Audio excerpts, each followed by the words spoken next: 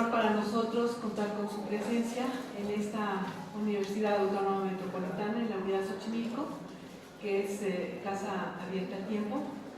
En el marco del Día Internacional de la Mujer, nuestro querido compañero Ricardo Nieto, aquí presente en el presidio, propuso una serie de conferencias que se van a llevar a cabo los días 5, 6 y 7 del mes de marzo para dar la introducción al Día Internacional de la Mujer, que parece que en este año el lema va a ser "a la huelga todas". Entonces, hay un grupo de mujeres muy participativas en esta universidad que no va a estar presentes el 8 de marzo porque precisamente creo que la actividad de este año es ir a la huelga. Entonces, nosotros pensamos que es importante apoyar todas las iniciativas que haga este grupo y que se haga en torno al Día Internacional de la Mujer, pero quisimos hacer las conferencias, quiso Ricardo proponer estas conferencias en apoyo para la importancia,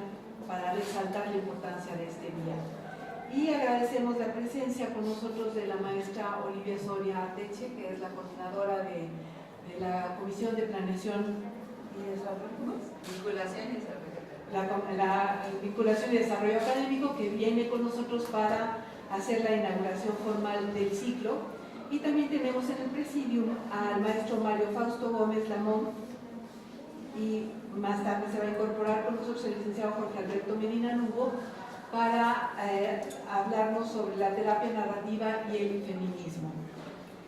Como ustedes saben, muchas personas hemos dado el giro para el festejo de la mujer, pero este no es un festejo, esta es una lucha que se ha iniciado desde finales del siglo XIX, que durante todo el siglo XX muchas mujeres dieron hasta su vida para lograr tener los derechos que nos merecemos, y sin embargo a estas alturas seguimos todavía padeciendo y teniendo que reclamar la presencia de la mujer y el respeto de la mujer tanto en la vida pública como en la vida privada, porque sabemos que hay mucha violencia de género, sabemos que hay mucha discriminación, sabemos que hay una serie de problemas que aquí se van a estar mencionando, y entonces por eso se habla de que seguimos en lucha. El lema del año pasado fue 50-50. Queremos estar presentes en la política, en particular de México y en general del mundo, porque esta no es una lucha que se hace en un solo país, sino que es una lucha que nos une a todas. Entonces, pues nosotros vamos a estar con el lado festivo, pero quise retomar esta parte de que es el inicio del Día Internacional de la Mujer como una lucha que continúa. Entonces, a continuación le doy la palabra a Ricardo Nieto para que nos hable de cómo estructuró estas jornadas, y después procederemos a la formal inauguración con la maestra Olivia Soria. Perfecto, buenos días a todos. Para esta casa de estudios resulta valioso que se genere discusión sobre las diversas realidades de las mujeres, adentrándonos en el análisis de las relaciones sociales en términos de género. Y este ciclo de conferencias denominado Mujer y Sociedad representa una posibilidad para reflexionar desde la academia sobre corrientes de pensamiento contemporáneo en torno a las mujeres. Siguiendo este orden de ideas, es necesario abrir espacios de debate teórico-metodológico en torno a las principales investigaciones sobre la condición actual de las mujeres inmersas en el contexto de la globalización.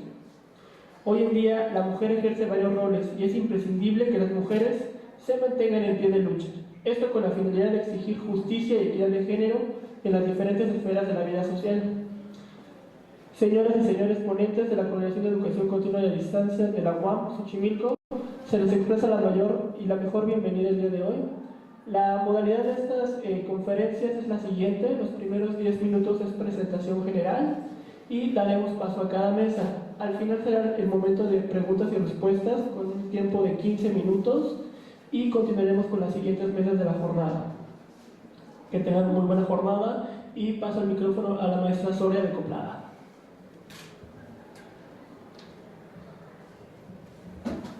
Buenos días, buenas tardes ya. Les doy la bienvenida a nombre del Dr. Fernando de León a este ciclo de conferencias en el marco del Día Internacional de la Mujer. Yo creo que es muy enriquecedor, la temática es muy buena y esto va a aportar más elementos a la lucha de todos nosotros. Voy a proceder a la inauguración para no quitarles tiempo ya.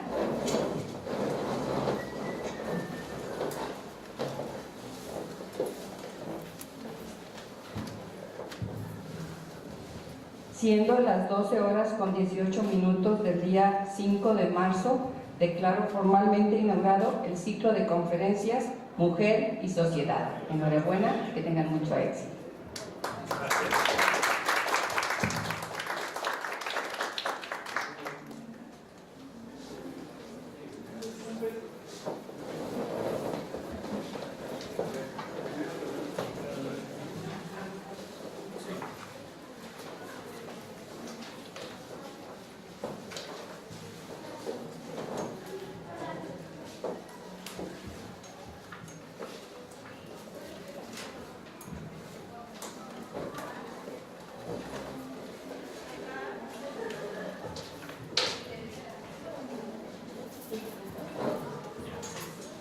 Bien, daremos inicio en esta primera mesa de la jornada con el maestro Mario Fausto Gómez Lamón. Él preside la Comisión de Género en la Universidad Nacional Autónoma de México en FES Iztacala. Comencemos con él.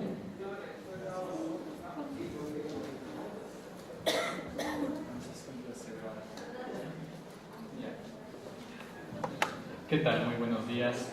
Muchísimas gracias por la invitación y sobre todo el lugar privilegiado de empezar para compartir pues parte de una investigación o una serie de investigaciones que he tenido la oportunidad de realizar en la UNAM y sobre todo recordando que no es un día de celebración, sino es un día de lucha política que se conmemora precisamente la muerte de cientos de mujeres trabajadoras y que bajo estas condiciones de privación de derechos laborales pues fallecieron, ¿no? Y que esta conciencia histórica tiene que estar presente en todo espacio, sobre todo el espacio de la terapia, porque es un espacio en el cual se ha visto feminizado.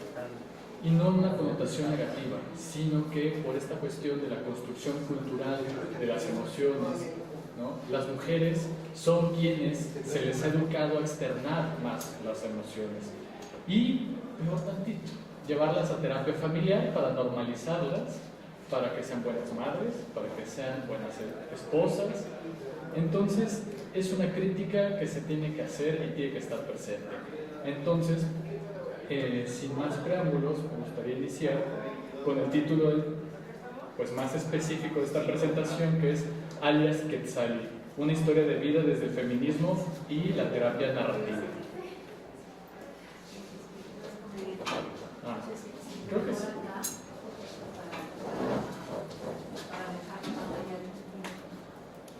Hacemos el juego de las sillas.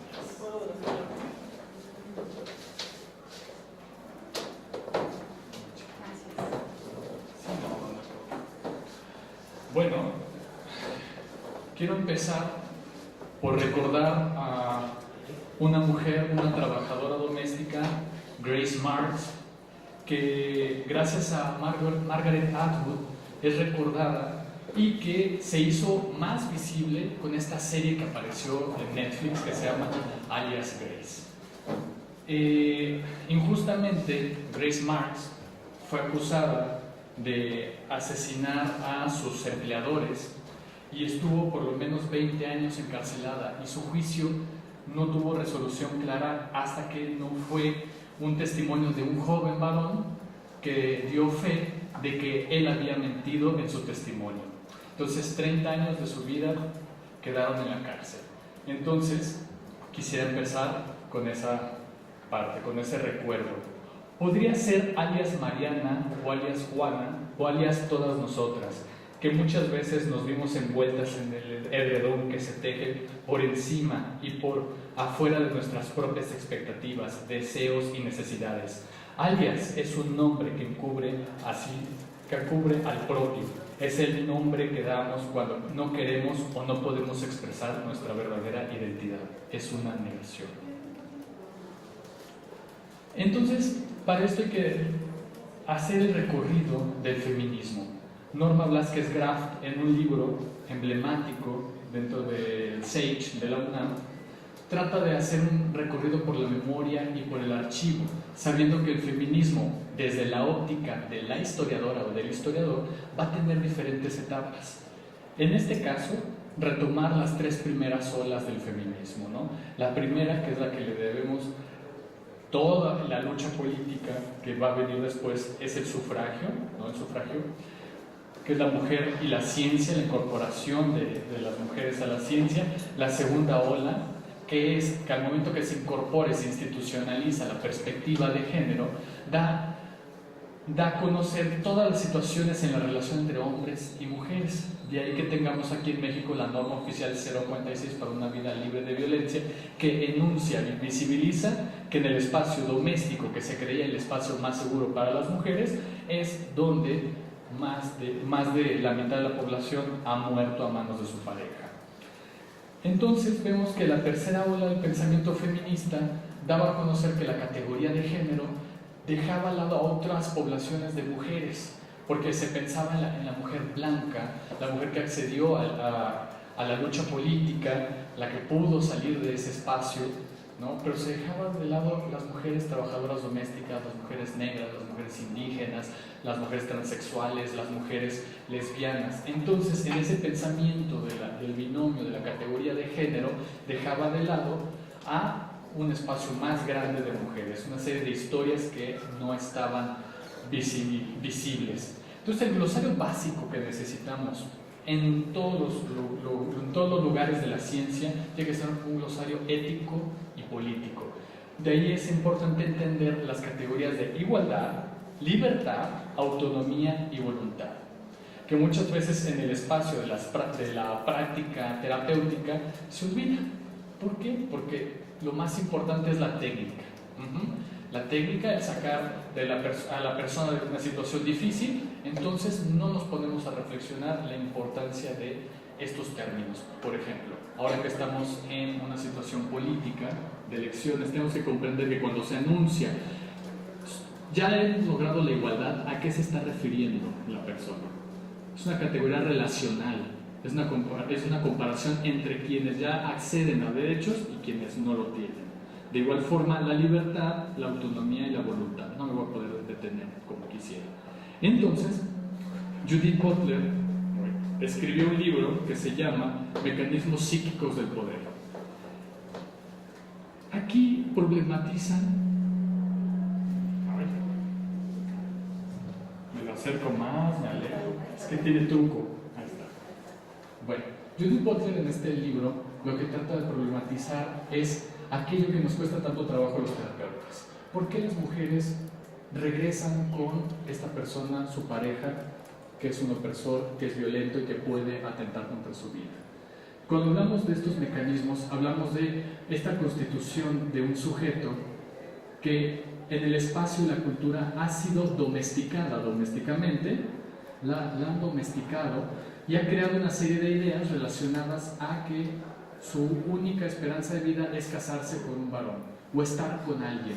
Entonces, en esta apropiación del cuerpo va a estar regulado sus propias voluntades, sus propias nociones de igualdad y de libertad. Ahora, ¿qué es lo que ha pasado en la terapia familiar con respecto al feminismo? Ha quedado algo invisible dentro de los espacios formativos de la terapia familiar, porque la terapia familiar históricamente fue configurada para la normalización de estas familias migrantes que venían de América Latina y que venían de Europa después de la Segunda Guerra Mundial. Entonces, una de las políticas familiares tenía como emblema evitar el divorcio, fomentar la castidad, eliminar la masturbación y la prostitución. Entonces eran lemas que quedaban impresos en cada uno de los espacios formativos. Entonces no se podía ver qué era lo que ocurría, cuál era la situación de las mujeres. No es hasta que precisamente existe este libro, se me olvidó el nombre de la escritora, que se llama, es Betty Friedan. Cuando escribe La mística de la feminidad, Betty Friedan influye en muchísimas mujeres y empiezan a escribir sobre su condición dentro del espacio familiar. Entonces, ya habiendo ganado el espacio educativo formativo, las mujeres terapeutas familiares se pusieron a escribir sobre lo que ocurría en los entrenamientos de terapia familiar y lo que ocurría con varones entrenados como terapeutas familiares hablando de la vida de las mujeres. Entonces crean este libro, se llama La Red Invisible, es el primer texto, para después influir en otras terapeutas y configurar ya un modelo que se llama terapia familiar feminista. Y después, ya hasta 1994, crear el Journal of Feminist Family Therapy. Entonces fue un punto en el cual, si la terapia ya existe desde los años 50, se fueron rezagando sus escritos debido a que no encontraban un espacio para problematizarlo. Entonces, este no es un modelo distinto a los otros. No es una forma de concebir una serie de técnicas, sino de mirar la realidad de una manera ética y política. Que en el momento de establecer una relación del terapeuta con la paciente, tiene que preguntarse sobre la influencia que tiene su propia identidad como varón y los sesgos que puede tener en relación con las mujeres de estas familias que piden ayuda. Entonces, es una tensión que visibiliza las relaciones de poder, pero además visibiliza los privilegios que hay entre hombres y mujeres.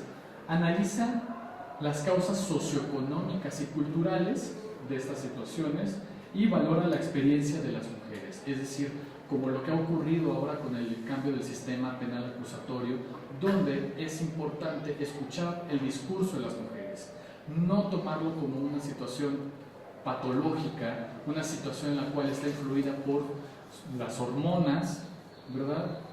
Y todo lo que hace, todos los prejuicios que se han desarrollado a partir de ahí. Entonces la terapia aquí toma un giro distinto, se transforma en una práctica de cuidados. Una práctica de cuidados significa la preservación de la vida, y en tanto que estamos tratando de preservar la vida es entender cómo se ha configurado esa situación social, esa vida. Entonces, estas prácticas, lo que hacen las feministas, ¿no?, tratan de poner en cuenta que el terapeuta tiene que mirar de una forma diferente. Ya no es una relación jerárquica. Si estamos hablando de una práctica de cuidados, todas las personas aquí presentes, hombres y mujeres, tenemos prácticas de cuidados. Preservamos nuestra propia vida y preservamos la vida de otras personas. Entonces la jerarquía, la distancia que había entre el sujeto experto y la paciente se visibilizan, se invisibilizan, empieza a tener otro matiz. Y es aquí donde entra la terapia narrativa, donde para ilustrar de qué manera de cómo se trabaja, voy a poner el texto de esta antropóloga, novelista y ensayista Susan Sontag, con su texto La enfermedad y sus metáforas. ¿Qué es lo que dice? Primero que nada hay que entender que sí existe el agente biológico. Aquí no estamos diciendo que somos meramente cultura, sino que hay un factor biológico que nos determina. En este caso está aquí la enfermedad. Esta enfermedad, al momento de ser puesta a la luz del juicio social, va a crear una serie de metáforas.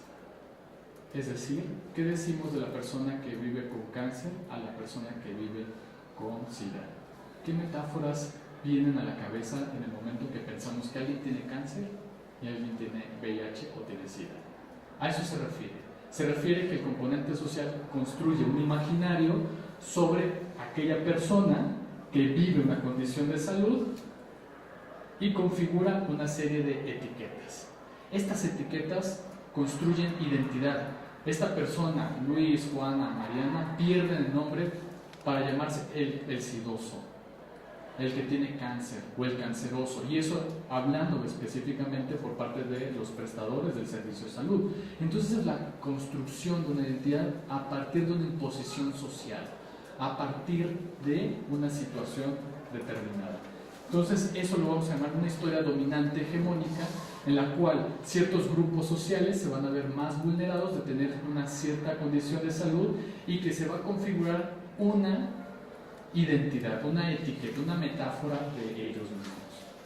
Entonces se retoma esa situación para hablar que el problema está separado de la persona, porque el problema es una interpretación construida y depositada en el individuo a través de una metaforización.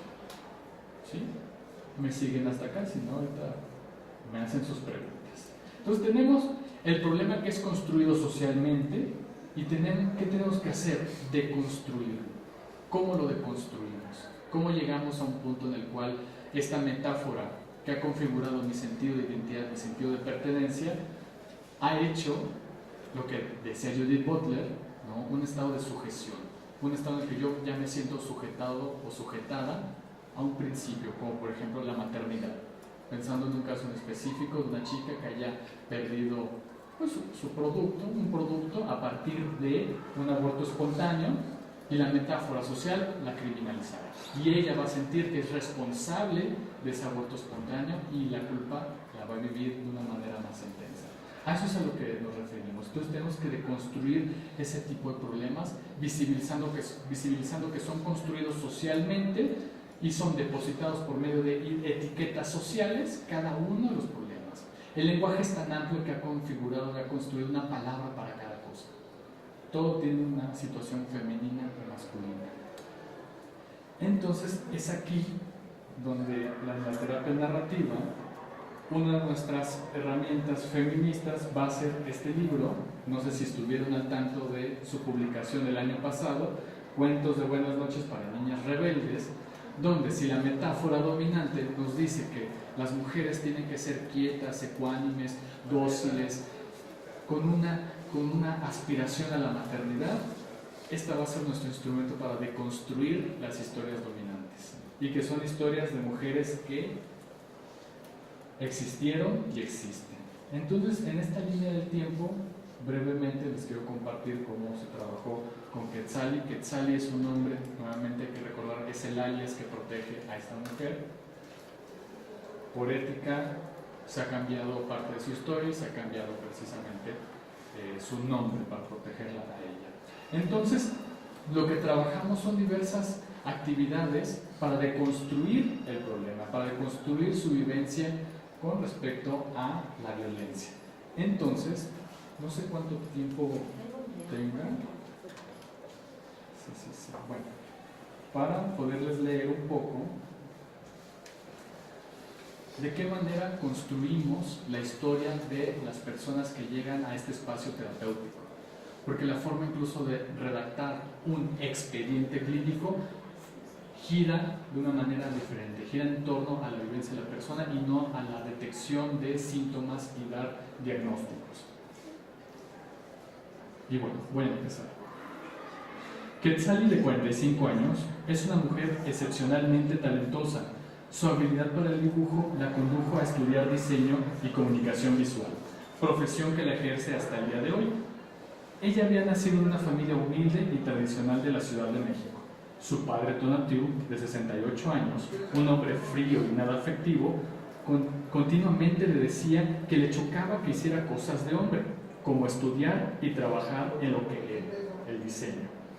Quetzali recuerda que tuvo que tomar terapia para entender el amor de ese padre alcohólico y violento.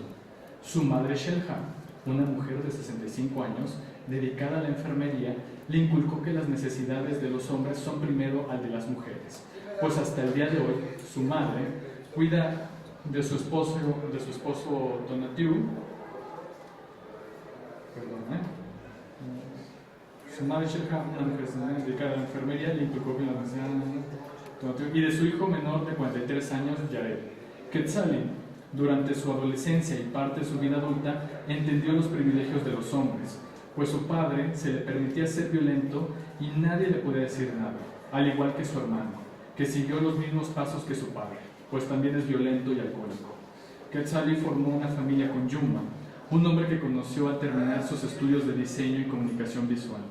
Con él tuvo una hija de nombre Tlanesi y un hijo de nombre Edai.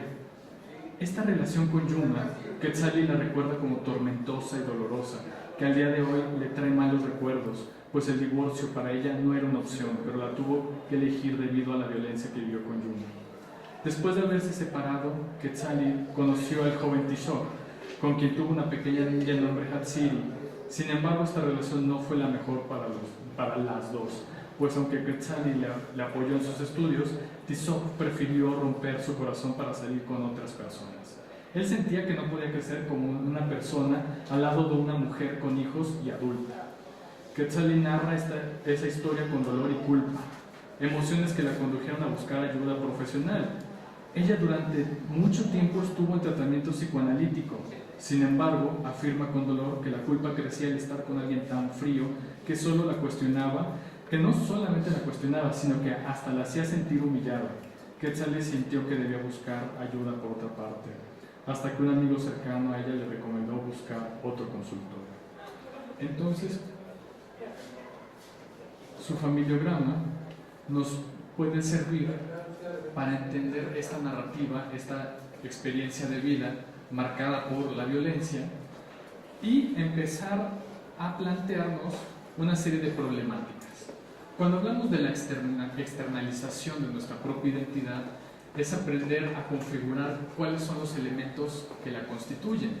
Entonces, esta es una actividad en la cual en 8 papeles se escribe, y si quieren en algún momento háganlo en su casa, escriben 8 papeles aquellos elementos que ustedes consideran que las definen como persona. Y cada día van a ir perdiendo una de ellas, preguntándose qué pasaría con su vida si ya no tuviesen esta cualidad que las determina. Esto se hace para comprender cuál es el núcleo de tu propia identidad. Pierdes esos 8 pedazos y al último te queda uno. Ese va a ser el eje central, tu mirada, tu forma de ver las cosas, ¿verdad? Y las demás las vamos a ir tejiendo. Por eso aquí aparecía amigas y enemigas. ¿Cuáles son los elementos de tu propia personalidad que te apoyan y también te entorpecen en algún punto? Entonces Quetzalí, en ese momento, debido a que le gustaba mucho el dibujo, lo trataba de representar en estas dos fases. Un estado de completud, y vemos que es como un diente de león, está en blanco y negro, hay que tomar en cuenta todos esos elementos, ¿no? Que en ese momento solamente mira en matices de blancos y negros, ¿no? Donde ve un estado de completud, pero también ante las crisis que ha vivido por esta violencia, ve que hay desprendimientos que son necesarios. Ella en su historia de vida empieza a dibujarse y empieza a tratar de darle un sentido a lo que estaba viviendo en toda su vida. Entonces lo marcó por 3 temporadas. La primera temporada la marca como algo que no está definido, incluso no tiene rostro. Es un dibujo, es un trazo violento, es un trazo triste, es un trazo que enmarca bastante soledad, según ella también. Al pasar las terapias, ella define como una segunda temporada y vemos que ya hay color, ya hay un sentido de identidad humana en tanto que ya existe un rostro. En el momento que hay una existencia de un rostro, podemos ver que la persona ya ha configurado otros elementos de su propia personalidad, de su propia persona. Sin embargo, ¿qué otros elementos vemos? Que todavía existe oscuridad, todavía hay tonos negros, como por ejemplo el fondo, tiene el cabello recogido. ¿Qué significa que haya recogido su cabello, verdad? Que tiene que ver con un recato, que todavía tiene que ser moderada, mesurada. Y para la tercera, ella se dibuja a sí misma. ¿De qué forma? Los colores cambian, empieza a notar que puede haber un desprendimiento de ciertas cosas que la sujetaban, ¿no? Y que nuevamente puede ver las cosas de una forma diferente. Este es un instrumento que se llama duograma. El duograma es un mapa que nos ayuda a ver en una temporalidad cuántas relaciones de pareja una persona ha tenido en su vida y qué elementos le ha dejado.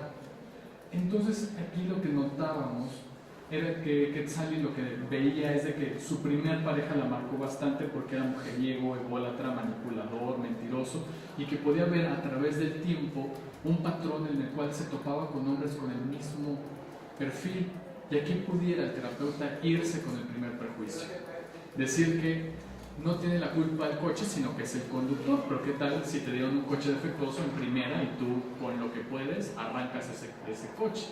Pero son los prejuicios los que pueden conducirnos a creer que es una decisión individual el toparse con tantos hombres así y no ver que la cultura ha construido y ha producido muchos hombres así. Ajá, pero quien tiene aquí la culpa es quien los elige, ¿verdad? Entonces es evitar eso. Entonces fue fundamental utilizar el libro Cuentos de Buenas Noches para que hubiese un sentido de identidad diferente. Para que se lleve a cabo la deconstrucción necesitamos herramientas que desafíen esta historia dominante de violencia. Entonces, no sé qué tanto ustedes conozcan a esta nadadora olímpica, Yurra Mardini, que precisamente les cuento rápido su historia, viene en este libro, dice: había una vez una nadadora llamada Yurra que vivía en Damasco, Siria. Todos los días su hermana y ella entrenaban con su papá en la piscina local. Siria estaba en guerra, por lo que un día una bomba destruyó la piscina. Por fortuna, Yurra no estaba ahí en ese momento. Al poco tiempo, otra bomba destruyó su casa. Una vez más, Yurra se salvó por poco. Su familia y ella no tenían ni un lugar donde vivir, así que decidieron huir del país. Yurra había oído que Alemania era un buen lugar para los nadadores. El viaje era largo y llegar ahí no sería fácil, sería bastante difícil, pero eso no la desanimó. Su hermana y ella se unieron a un grupo de refugiados que durante un mes atravesó varios países y luego bordó una lancha de plástico hacia la isla de Lesbos. La lancha era para unas 6 o 7 personas, pero en ella habían 20 amontonadas. De pronto, el motor se descompuso. «Podemos morir en medio del mar», pensó Yurra, «pero somos nadadoras». Entonces saltó al agua con su hermana y otro muchacho. Entre los tres patalearon y jalaron y empujaron la lancha durante más de 3 horas hasta que por fin llegaron a la costa. Cuando llegaron a Alemania, la primera pregunta que hizo Yurra fue: ¿dónde hay un club de natación? No solo encontró un club al unirse, sino que fue en 2016 que formó parte del primer equipo de refugiados que compitió en las Olimpiadas. Entonces, en el sentido de identidad, de construir una identidad diferente, Quetzalí lo que hizo fue mirar que en estas relaciones, para ella, ubicó en la historia, primero que nada, que esta bomba, que había sobrevivido a 2 bombas. Ella considera bombas sus 2 primeros matrimonios que la debilitaron. Sin embargo, sabía que había una posibilidad de tener resistencia, de poder salir adelante y tener aliados. En este caso, en la historia de Yurra, ubica a este muchacho que nadó junto con su hermana y empujaron la balsa. Y para ella, ¿qué era esta balsa? El divorcio y saber que había una costa que la esperaba. Entonces, todos estos elementos ayudan para configurar una identidad diferente, a la cual un estado de sujeción, ¿no?, que la cultura hace de la identidad de las mujeres, sujetadas a un marido, sujetadas a un esposo, sujetadas a algún varón, pues pudiese tener mayores grados de libertad. Entonces ella, al final, me describe o nos describe que está a punto de tatuarse algo en el cuerpo y había hecho este diseño, ¿no?, donde por colores a ella la marcó bastante el número 3, porque eran 3 temporadas de su vida, eran 3 bombas a las que sobrevivió y una estaba ya preparada, donde ella dice: mi comienzo fuiste tú, el equilibrio está en mí y mi fe está en Dios. Entonces, para la terapia feminista, esta es una postura ética en la cual, de hecho, esta historia fue consultada totalmente con la autora, porque el alias Quetzalí es la forma de ocultar a la verdadera autora de esta historia. Era pedirle consentimiento de que pudiese pudiera compartir esta historia, esta narrativa, ¿no?, para ilustrar cómo hay formas posibles para salir de una situación de violencia, de un estado de sujeción y construir una identidad de forma diferente. Entonces, la terapia feminista lo que hace es configurar una identidad también del mismo terapeuta, a pasar de aquel que tiene el dominio de unas teorías a comprender y quedarse a escuchar la historia y poder colaborar con la paciente, ¿no?, que en este caso ya no es la paciente, sino que la mujer que solicita esta consulta, ¿no? Entonces, las y los terapeutas deben examinar sus propios prejuicios acerca de la identidad de género, la clase social, la raza, la orientación sexual, el sexo y la discapacidad y otras relaciones de poder, porque todo está escrito en términos neutros, como si todos cupiéramos en estas campanas, en estos conceptos campana, como el adolescente. El trabajo con adolescentes es un concepto campana donde supone que ahí están incluidas mujeres y hombres, y supone que también de cierta clase social y de cierta raza. Entonces, reescribir las historias tiene que ver con visibilizar todo el proceso de identidad de hombres y de mujeres, ¿no? Y una de las cosas que nos importa más dentro de este espacio es pues hacer una habitación propia para las impropias. ¿Quiénes son las impropias? Aquellas que no están en ningún texto, quienes no están escritas, quienes no tienen un espacio. Entonces, bueno, yo cerraría con esta parte y pues muchísimas gracias.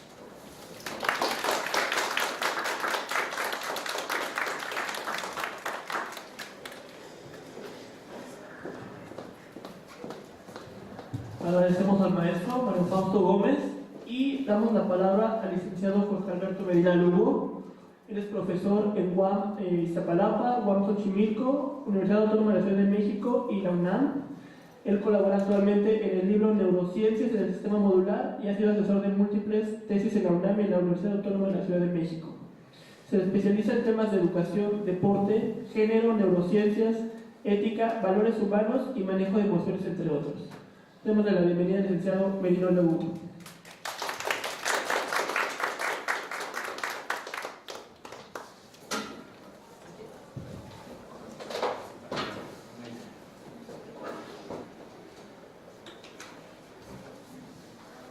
Muchas gracias.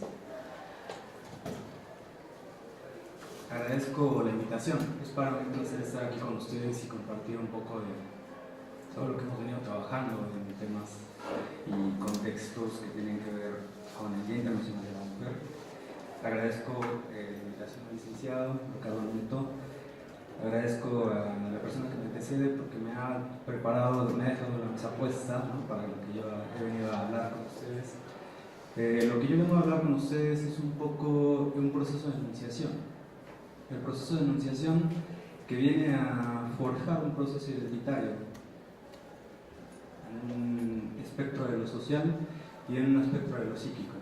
Por lo tanto, voy a comenzar dándole lectura a un escrito que a mí me parece pertinente para esta ponencia, a la cual no he puesto algún título, a la cual me gustaría que ustedes le asignaran un título. Comienzo la lectura. Soy la silueta que se traza entre destellos, la voz de un algo interno que me llama, el fulgor de la forma embelesada del espíritu que se entraña en este cuerpo. Soy, pues, la esencia de un sentimiento, clamor de justicia y libertad en encierro, melodía entre el silencio de la ausencia, la fuerza de un estruendo natural. Soy así, omnipresente. Estoy en otros, me reparto en mí misma. Soy recuerdo de 1000 sucesos, el rostro que se dibuja en la memoria. Soy entonces todas las formas sin tiempo, del corazón del universo he venido, la figura más perfecta del infinito. Soy aquí, mírame, que soy aquí. Este preámbulo me permite dar pauta a lo que quiero hablar con respecto a la terapia narrativa. Un poco la terapia narrativa tiene que ver con una nueva forma de concebir la terapia. Y dentro de ello, los estratos que nos pudiera ofrecer como tal la experiencia autobiográfica. ¿Qué es la experiencia autobiográfica? Con esto quiero hacer un ejercicio con el cual me gustaría que todos ustedes participaran activamente. Por lo tanto, les voy a pedir que se pongan de pie.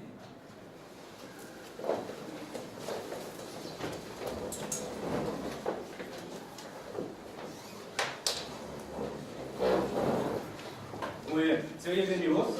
Sí. Perfecto. Un aplauso fuerte.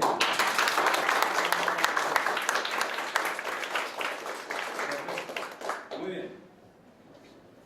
Todos van a cerrar sus ojos, por favor. Todos y todas. Ya dijimos que todos, incluye a todas y a todos. Muy bien. Van a inhalar muy profundamente. Y exhalo. De nuevo inhalo. Y exhalo. Perfecto. En este momento Voy a tomar conciencia de mis manos. Voy a empalmarlas. Voy a tocar la palma de la izquierda con la palma de la derecha. Las voy a centrar a la altura de mi corazón. Y ya que están centradas, voy a comenzar un recorrido ligero, un recorrido tenue por mi piel. Cualquier parte de mi piel. Puedo comenzar a tocar mi rostro, puedo comenzar a tocar alguna extensión de mí, como es mi cabello, mis propias manos, mis brazos, mi cuello. Y en este momento, lo que estoy haciendo es apelar a la experiencia, a una historia de vida que está inscrita en la piel. Y por lo tanto regreso a mi rostro. Voy a tocar mis párpados, voy a tocar mis cejas, mi boca, mis orejas. Con lo cual los voy a invitar a esta pregunta. ¿Quién es esa persona a la que estoy tocando? ¿Quién es esa persona a la que la vida la tiene aquí?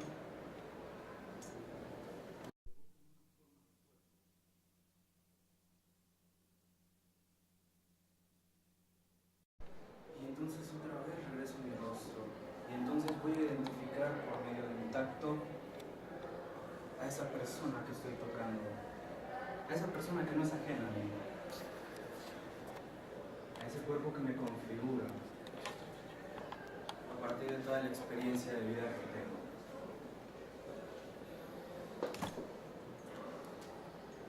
Vuelvo a respirar muy profundamente.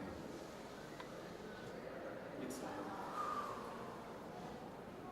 Una vez más. Exhalo. Y a mi ritmo, o a su ritmo, van a abrir los ojos.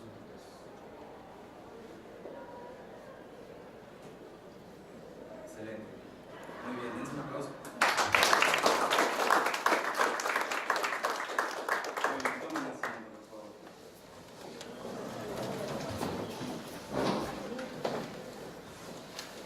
Con este preámbulo, yo quisiera repartirles unas hojitas. ¿Con el micrófono? Sí, pero ahorita que regrese. Les voy a partir unas hojitas. Vayan a pasarnos, por favor. Sí, por favor. Que a todos les corresponda una hojita, porque vamos a hacer un ejercicio puntual de la experiencia autobiográfica.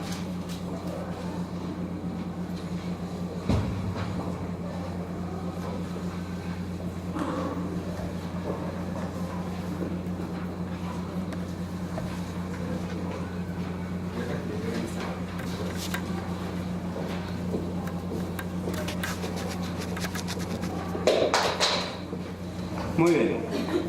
Ahora les voy a pasar un plumacito con el cual en su hoja van a escribir la palabra soy.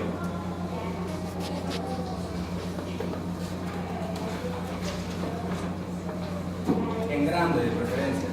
¿Por qué? Porque de forma horizontal con su hoja van a escribir su nombre. Grande, que se vea. Yo también lo voy a hacer.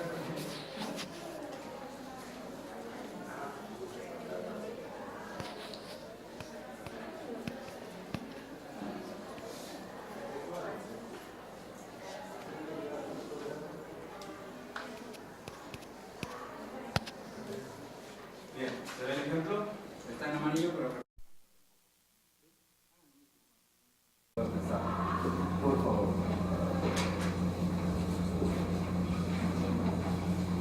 Vamos pasando el plumón. Vamos pasando el plumón. Muchas gracias. Perfecto.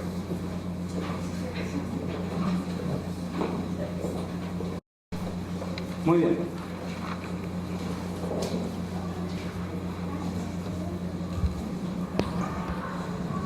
Con esto Va quedando un poco un rastro de lo que vamos a hacer con esta dinámica. Esta dinámica es un proceso de enunciación, como les había dicho. ¿En qué sentido? En el sentido de que nuestra identidad personal está constituido por lo que sabemos de nosotros mismos. Es una historia que nosotros sabemos cómo contarla y desde qué perspectiva contarla. Para lo cual, quiero citar alguna película por ahí. No sé si ustedes sean fanáticos del cine. Ojalá que sí. ¿Tienen Netflix todos? No estoy haciendo promoción, ¿no? La última película que fue muy rembombante en esto de publicidad fue la de Cloverfield, Paradox, ¿no? Paradoja. Hay una escena particular donde dos de las personas que van en la nave, ¿no? Espacial, porque obviamente estamos hablando de hiperrealidad y demás, es una joven norcoreana y es un comandante alemán.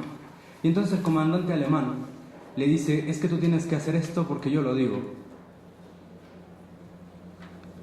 Y la respuesta que la joven astronauta le da fue para mí un proceso identitario subliminal. Le dijo: de inicio a mí no me vuelvas a hablar así. Nuestra comunicación tiene que ser distinta. Y en ese momento yo capté una forma de enunciación de ella con la cual derribó las grandes murallas de la subyugación por parte del patriarcado.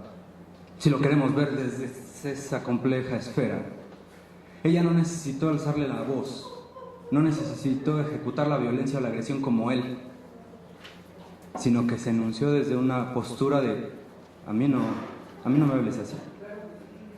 En ese sentido, estamos hablando de una construcción que ejerce un modelo de empoderamiento muy particular. Porque actualmente hablamos de empoderamiento como si fuera un ejercicio tan pulcro como bañarse cada día. Y no es así. El proceso de empoderamiento tiene una noción de certeza. Tiene como característica y fundamento una noción en la que particularmente sabemos qué estructura o qué configura nuestro ser. Porque una de las preguntas más antiguas de la humanidad es: ¿quién soy y para qué estoy aquí? Y no sé si ustedes se hayan hecho esa pregunta, pero el día de hoy les voy a invitar a que se hagan esa pregunta: ¿quién soy? Porque esto que ustedes acaban de escribir, esto que a ustedes le acaban de dar un nombre, que le acaban de dar materialidad, es un momento efector de enunciación. Y ese momento efector de enunciación tiene toda una trascendencia en el modelo de la autobiografía o de la experiencia autobiográfica. Y con esto las voy a invitar. Al reverso de su hoja, ya en el frente ya vimos quién es, ¿no? Quién es la persona que escribe. Al reverso de su hoja, les voy a pedir que escriban una breve semblanza de quiénes son ustedes. Levanten su hojita, levántenla, díganme quién soy, quiénes son.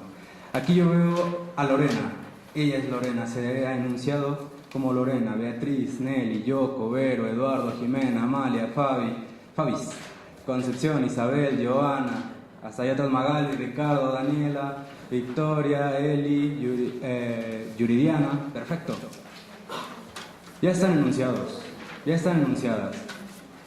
Entonces en el ejercicio me gustaría que tuvieran 5 minutos o 3 minutos, para que también no nos consuma tanto el tiempo, 3 minutos, y me pretendan decir en una breve semblanza quiénes son.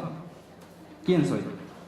Adelante, por favor. La manera como hemos desarrollado estas historias está determinada por la manera en cómo hemos ligado ciertos eventos en una secuencia y atribuido significado, que es parte de lo que nos contaba el maestro, ¿no? La secuenciación. Y no nada más eso. ¿Quién sabe qué pasa allá afuera? No cerraba la puerta.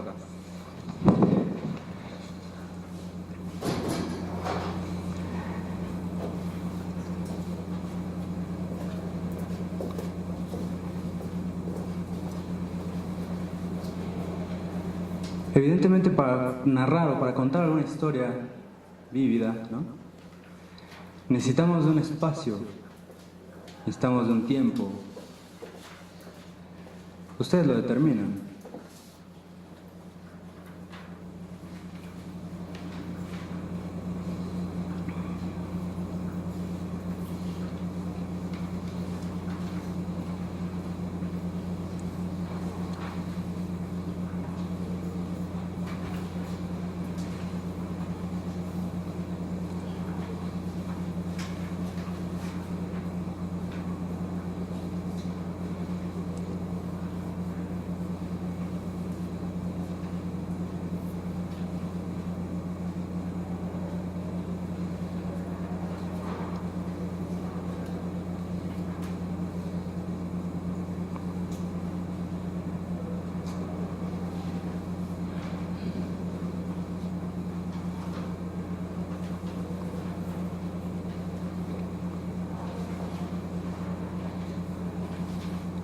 Perfecto.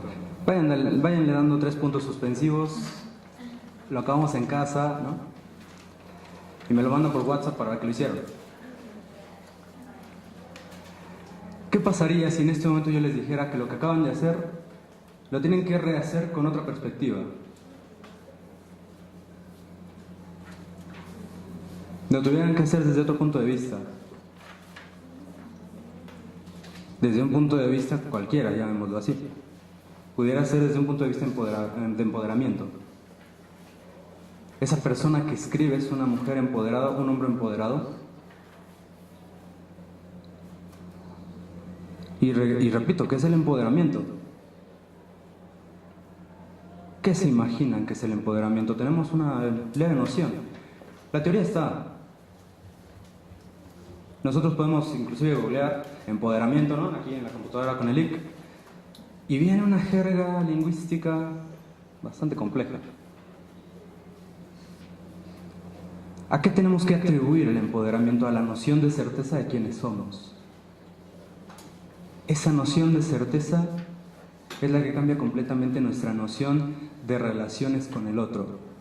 Porque recordemos, cito a Lacan, necesitamos del otro. El otro nos configura. Somos una forma fluida del espectro social. ¿A qué me refiero? Toda relación nos va marcando y va configurando quiénes somos. Por lo tanto, la experiencia autobiográfica, nos dice White, ha sido un ejercicio de liberación. ¿Por qué un ejercicio de liberación? Porque simple y sencillamente todo aquello que se externaliza, y lo dijo el maestro hace un rato, tiene un ejercicio catártico. Porque voy a citar otra película y les voy a caer gordo, pero no, si me importa, si me importa. En Harry Potter, las Reliquias de la Muerte, parte 2, algunos ya me han escuchado decir esta cita. No sé si ustedes ubican esta escena donde está todo blanco atrás y él está hablando con el mago. Él tiene un problema particular que no sabe cómo resolver. Y entonces el mago le dice: Harry, casi casi voltea a ver quién eres. Eres un mago. Y el máximo poder que tú posees es tu palabra. Porque ¿cómo se evoca la magia? Por medio de la palabra. Si ellos no dicen el conjuro, no evoca la magia. Más o menos así el ejercicio lingüístico dentro de la autobiografía. ¿Qué pasa si esto lo plasmo? ¿Qué pasa si de esto dejo alguna inscripción? Bueno, muchos personas que se dedican al psicoanálisis, ¿no?, nos dirán, pues básicamente estás inscribiendo como una especie de sujeción al subconsciente o al preconsciente. ¿Por qué? Ustedes han visto esta pizarra mágica, no sé quién la haya tenido de niño o de niña. Levante la mano, ¿quién la haya tenido? La terapia. La pizarra mágica, perfecto. Bueno, para los que no, la pizarra mágica, imagínenla como esta pizarra de acá atrás, con una especie de membrana, ¿no?, con una especie de plástico, en la cual nosotros escribíamos sobre ella ¿no? Dejaba una marca, se veía que podíamos escribir, pero levantábamos la membrana y desaparecía. Bueno, así funciona el inconsciente. La experiencia va acumulando alguna serie de inscripciones. ¿En dónde? En el inconsciente. Que en algún momento van a ser evocados dependiendo del estímulo. Pero bueno, no me voy a meter más en esos rollos. Me gustaría ahora escucharlas a ustedes, porque ustedes son las protagonistas el día de hoy. Y voy a deconstruir un poco este concepto. Tengo un montón de amigas feministas, ¿no?, que me dicen: no feliciten a la mujer en el Día de la Mujer. Bueno, al ratito alguien nos hablará de ritualidad. Pero déjenme decirles, el hecho de que tengamos este tipo de convencionalismos, llamémoslo así, como el 14 de febrero, ¿no?, que todos dicen, es que es un día para que el capital, ¿no?, forje su imperio y nos recuerde que estamos subyugados a él. Ok. En el caso de este día, es un día que nos invita a una pauta, a marcar una pauta en nuestro calendario, a recordar por qué estamos aquí. ¿Por qué estamos aquí? Porque la mujer ha tenido una trascendencia tal en la historia que al día de hoy tenemos estudios y técnicas y terapias de este tipo. Porque la mujer tiene que rehacer su historia y la mujer tiene que recomponer este maltrecho que le había hecho un sistema maltrecho, ¿no? Y entonces yo las invito a que en este momento ustedes tomen la palabra, se enuncien públicamente. Por lo tanto, requiero de 2 personitas, 3 personitas que me digan quiénes son. ¿A través de qué? Evidentemente de esta hojita que hicieron hace ratito. De acá. ¿Quién me complace? Por favor. ¿Quieres el micrófono? ¿Te acercas o lo lees en voz alta? Lo leo en voz alta. Perfecto, muy bien. Bueno, soy Yoko. Vivo constantemente en movimiento. Eso es. Perfecto, muy bien, gracias Yoko. ¿Alguna otra personita, por favor? Por favor. Soy una persona que siente, respira, mira, sonríe, habla, sueña, duerme y vive. Soy creativa, idealista, maravillosa, genial, libre y fuerte. Muchísimas gracias, muchísimas gracias. ¿Alguien más? Una tercera persona, por favor. Soy mujer, líder, hija, esposa, madre, amante de la vida. Perfecto, perfecto, muchísimas gracias. Por favor, les voy a pedir que se pongan de pie. Otra vez, yo soy mucho de movimiento, sí.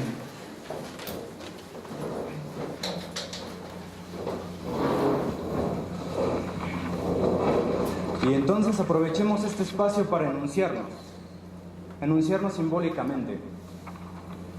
Soy Jorge. Soy Yoko. Soy Concepción. Soy Eduardo. Soy Jimena. Soy Amalia. Soy Vero. Soy Nelly. Soy Joana. Soy Isabel. Soy Fabi. Soy Reina. Soy Viridiana. Soy Lorena. Soy Eli. Soy Victoria.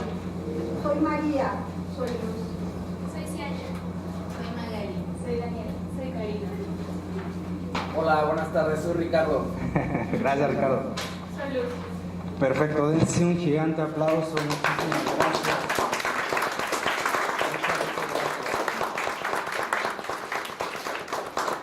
Mis compañeros no alcanzaron una hojita, pero claro, también se anuncien, ¿verdad? Fausto. Muchísimas gracias, tomen asiento, por favor. Ya vamos terminando.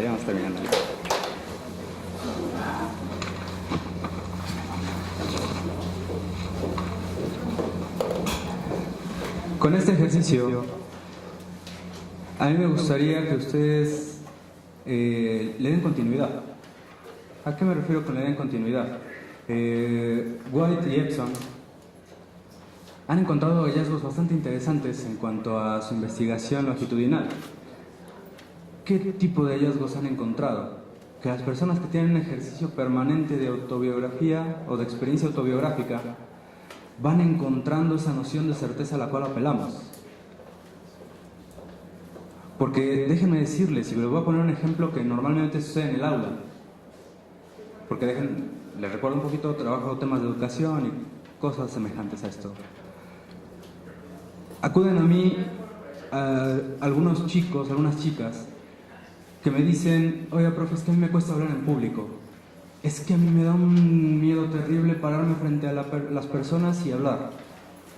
Bueno, cuando se acercan a mí les doy alguna especie de asesoría.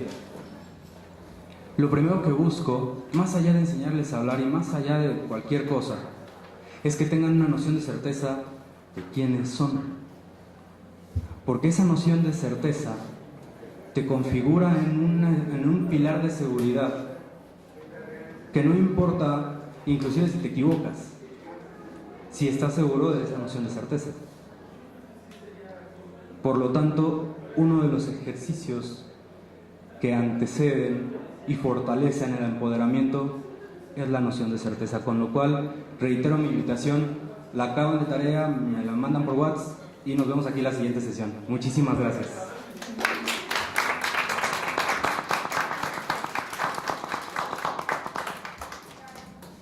Agradecemos al licenciado Jorge Alberto Medina Lugo y pasamos a la sesión de preguntas y respuestas por parte del auditorio.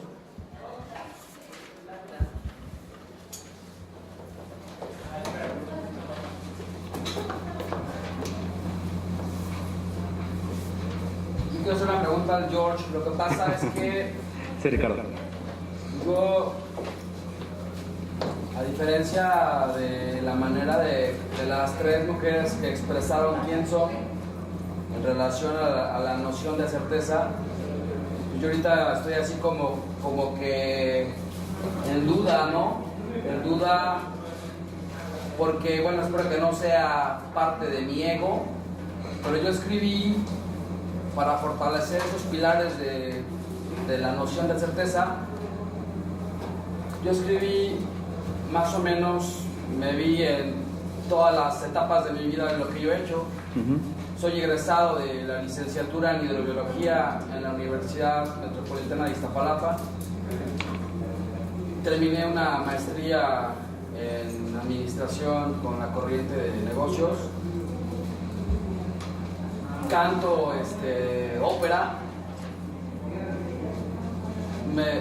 Gracias a la maestría pues, tengo negocios y bueno, puedo decir que soy un poco empresario. Soy hijo de Socorro y de Rogelio, hermano de Omar y José Antonio. Soy tío de Pamela y de Carla. Soy novio de Viviana. Soy codependiente. Soy padre de 3 perras que adopté de la calle. Soy buzo. Tengo una especialidad en arrecifes coralinos. Soy una persona que estoy casado con el conocimiento. Soy libre, rebelde, intelectual, enamorado de la naturaleza, vago, amante del cine, exfutbolista, exgerente de una marca japonesa llamada Honda, vivo, pleno, en búsqueda de procesos de conocimiento, mexicano, sano, desmadroso, perdón por el francés, especialista en arrecifes coralinos, fluyo en el universo, vivo el aquí y el ahora, y sobre todo soy una persona, una síntesis que incorpora vivencias en mi vida personal y las transformo en experiencias y posteriormente en conocimiento. Entonces, bueno, pues yo escribí esto. Tú hablas de noción de certeza que me encanta y para mí son pilares de seguridad para presentarme en cualquier lugar. Este soy yo. Perfecto, muchísimas gracias Ricardo por brindarte de esa forma. Sí, en efecto, yo creo que algo de lo que forja estos pilares de certeza es la enunciación social, porque al fin y al cabo cuando tú te acercas con alguien, no le presentas todas las credenciales o no le dices intrínsecamente cómo eres, sino que hay algo que precede a todo eso, que trasciende a todo eso. La esencia. Muchas gracias, Ricardo. Nada, gracias. Yo, bueno, también hablaba de que uno se está especializando en neurociencias, ¿no? Y justo acá decía que hablaba acerca de quién soy. Entonces en ese quién soy, no enumeramos las credenciales, porque lo que transmite el ser humano, ya hablando desde la pregunta sería desde la neurociencia, ¿qué transmite el ser humano con sus bosones? ¿No? Y qué es lo que, sin esas credenciales, ¿verdad? ¿Qué le damos a la humanidad? Pero sobre todo, si es posible, ¿no?, que se irradie esa energía del uno para el otro con una responsabilidad. E incluso ahorita que se hablaba acerca de lo que ha sido la mujer y de la trascendencia de la mujer y de la lucha por constituirse nuevamente y rehacerse nuevamente, y yo le hablo desde la programación neurolingüística, reingeniería cerebral, cómo se hace ese cambio a través de no presentar esas credenciales, pero de ser en el ser. Gracias. Muchas gracias, Yoko. Una de las cosas que nos pueden quedar claras es cómo nosotros concebimos o cómo nosotros podemos describir a otra persona. Volteen a verse entre ustedes. De primera impresión, ¿a quién están viendo? ¿Cómo podrían describirle?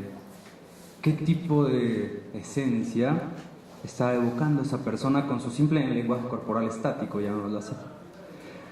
Y con esto quiero responderte con una metáfora. Una vez, yo platicando con una persona muy cercana a mí, y actualmente descansa en paz, hablábamos de un supuesto rechazo que yo sentía de mis padres. Y esa persona me decía: es que yo creo que tú estás equivocado. Es que yo creo que tú tienes una noción errónea. Y entonces la forma en la que le contesté fue la siguiente: hay cosas que puedes llevar a la palabra y que puedes explicar, pero hay muchas otras que conciernen al ser que simplemente te laten en el corazón. Creo que más allá de lo que pudiéramos evocar con nuestra propia presencia, con nuestro discurso, ¿no?, con nuestros elementos discursivos, es la forma en la que nos brindamos al otro. Porque ¿cómo se relacionan ustedes con los otros? ¿Cómo se relacionan ustedes con el otro? Bueno, déjenme decirles que en toda relación, más allá de juegos de poder y teoría social,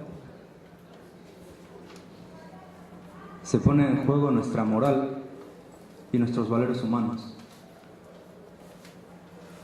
Y creo que es ahí donde trasciende esto, más allá de medirlo como materia y energía. Gracias.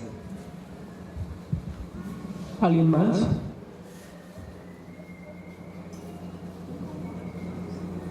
¿Podría el maestro Mario profundizar más sobre la norma 46? Sí, claro que sí. La norma oficial 046 para una vida libre de violencia, lo que pasa es de que esa norma es un eje rector para la implementación de mecanismos incluso institucionales que pueden transversalizarse en cualquier medio, como por ejemplo el caso de la universidad, de la UNAM. El subsistema jurídico lo que hizo fue retomar los principios que ahí postula la norma oficial. Por ejemplo, saber que hay tipos y modalidades de violencia, que los tipos pueden ser a nivel psicológico, sexual, físico, económico, ¿no?, entre otros. Y ver de qué manera se manifiestan, ¿no?, que tiene que ver ahora no solamente los tipos, ahora las modalidades. Se puede dar de pareja, se pueden dar institucionalmente, es decir, que por ser mujer tú vas a alguna institución por ejemplo, que un secretario diga, bueno, pues es que usted no sabe y es obvio porque es mujer, ¿no? Entonces, porque esto también nos pone pautas para saber en qué momento es violencia y cuándo no. Porque uno puede denunciar en el banco el hecho de que no le registran a su pareja, si es una pareja homosexual, ¿no? Y no es de que la persona que está tomando tus datos te esté discriminando a ti, sino que el mismo sistema no permite el registro de dos varones, ¿no? Entonces, esta sutileza en el acto es lo que nos va a decir cuándo es o cuándo no es violencia. Entonces, lo estoy traduciendo porque el texto, bueno, lo que es la norma oficial está dirigida para abogados y abogadas. Entonces, en ese sentido, uno tiene que irlo traduciendo.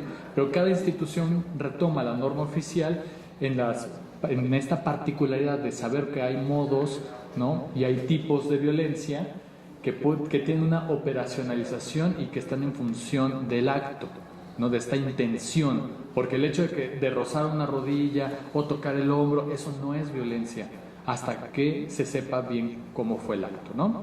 Entonces la norma oficial, si bien es algo compleja, es necesario también ver cuáles han sido como sus productos, sus derivaciones, y ahí está el protocolo de atención a víctimas de violencia de género de la UNAM, que lo traduce de una manera pues más entendible y saber de qué forma se pueden denunciar en la institución educativa, y que al momento pues ha influido en varios campos, ¿no? Entonces no sé si aclaro un poquito más, ¿sí? ¿Por qué? No sé si hay otra pregunta. Quisiera preguntarte acerca de la técnica de internalización de los 8 pedazos. ¿Cómo lo estás Ya. Claro. ¿Cómo presentarla? Si quieres, la voy explicando de poco a poquito. La externalización tiene como este fundamento teórico de saber que estamos constituidos por narrativas que son dominantes. ¿Cuál es la narrativa dominante? Todas las mujeres son madres. Esa es una historia dominante. ¿Cuál es la significación, digamos, simbólica? Cuando tú vas al Seguro Social y lo que ves en el escudo, ¿qué es lo que están viendo? No están viendo una madre, no están viendo una mujer. Están viendo que el Estado protege la maternidad y la reproducción, ¿no? Esa es la historia dominante. Digamos, tú no quieres tener un hijo. Entonces ahí donde viene como lo que diría Sueli Rodnik, que dice, es un proceso micropolítico. Es decir, tú estás sintiendo una gran incomodidad porque dices, pues yo no quiero ser madre. Pero está toda la estructura social, política, demás, que te obliga a hacerlo. Entonces, esto de los papelitos es un poquito como lo que el colega hizo, de en una hoja marcarlo 8 pedazos y en estos 8 pedazos poner una característica tuya, que ojo, característica, no secuencia moral, ¿no? Puede ser buena, puede ser mala, no, la que tú ubiques, y es como tomar una fotografía también, porque si tomo una fotografía en este momento, ¿cómo vamos a salir todas? ¿No? Entonces es momentáneo, es en ese momento cómo se consideran a sí mismas, y van poniendo en cada pedazo esta cualidad, no importa si es buena o si es mala. Ahora, plantear una pregunta, ¿qué pasaría si el día de mañana cualquiera de estas, tú eres libre de elegir cuál, la has perdido? Despiertas y dices, bueno, ya no soy gruñona. Ah, bueno, sí, eso, ¿cómo cambia mi vida? Tal vez pueda relacionarme mejor.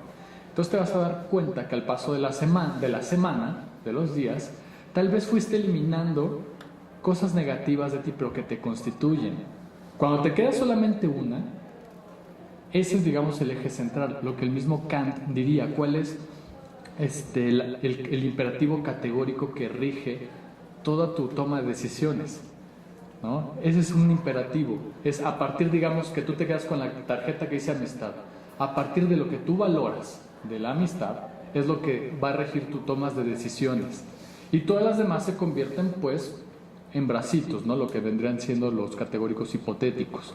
Entonces, en ese sentido, ayuda para contemplar en qué momento construiste también eso, porque en otro momento tendríamos que hacer como toda esta elaboración de en qué momento te dijeron que eras así y quién te lo dijo. ¿Fue alguien cercano a tu familia, alguien lejano? Y además hay cruzarlo con la experiencia del género. ¿Fue tu tío el que te dijo que eras así? Y era un tío valioso porque era el más cercano, porque proveía económicamente. Pero ¿qué pasaba con otros familiares siendo mujeres?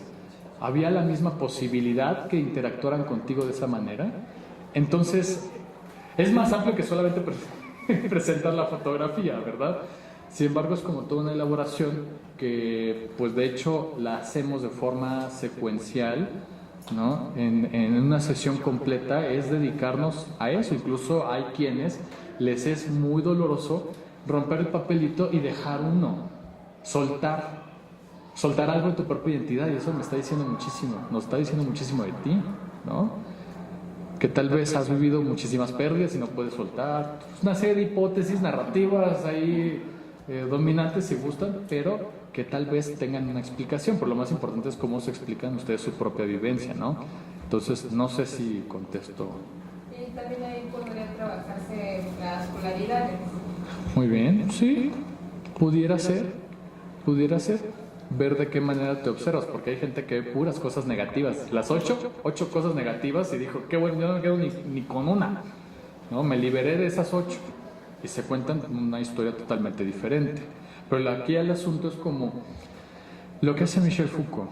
Si nosotros nos quedamos solamente viendo al individuo en su narrativa y en su historia, perdemos de largo el marco histórico, político y cultural que te determinó. Ahí está el estado de sujeción.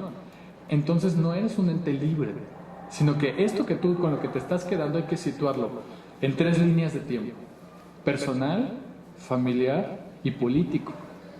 ¿Qué estabas viviendo en ese momento?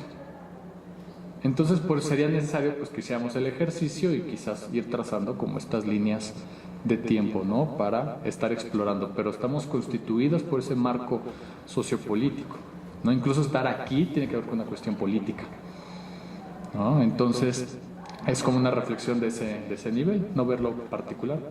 Pero no sé si respondo, ¿sí? No sé si haya otra pregunta. ¿Alguna?